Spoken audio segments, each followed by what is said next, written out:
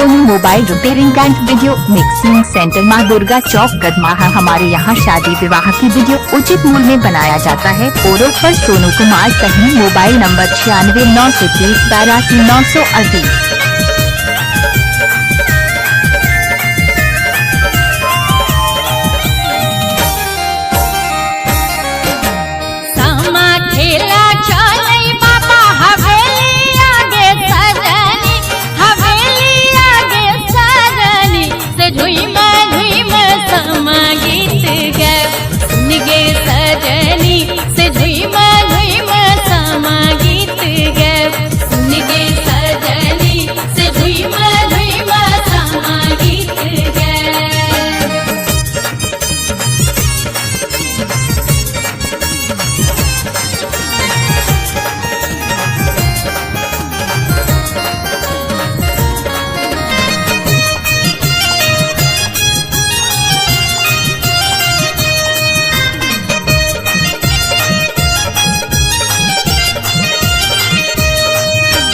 इनका बारी उपजल गुलाब फूल गे सजनी, गुलाब फूल गे सजनी।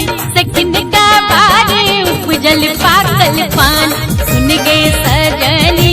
सखिन का बारी उपजल पाकल पान सुन गे सजनी।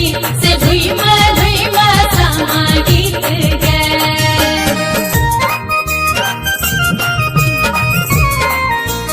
सोनी mobile repairing and video mixing centre माँ दुर्गा चौक गदमाहा। हमारे यहाँ शादी विवाह की वीडियो उचित मूल्य में बनाया जाता है। फोटो पर सोनू कुमार सही। Mobile number 9693082938।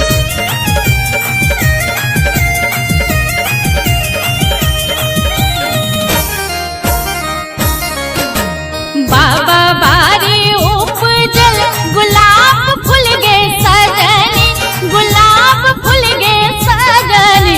से भैया बारी उपजल पाकल पान सुन गे सजनी। से भैया बारी उपजल पाकल पान सुन गे सजनी। से धुइमा धुइमा समा गीत गे।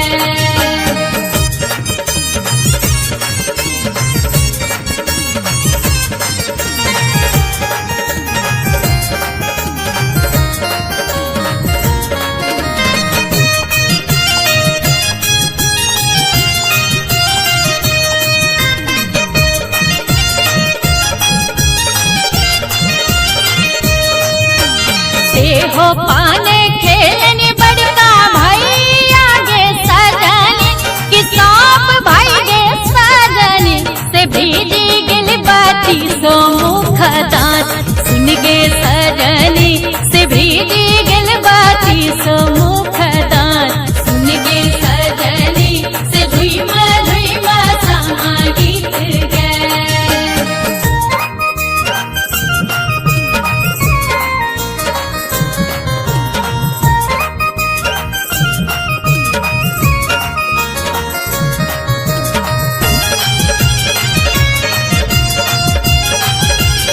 Soni mobile repairing and video mixing centre माँ दुर्गा चौक गदमाहा। हमारे यहाँ शादी विवाह की वीडियो उचित मूल्य में बनाया जाता है। फोटो पर सोनू कुमार सही। Mobile number 9693082938।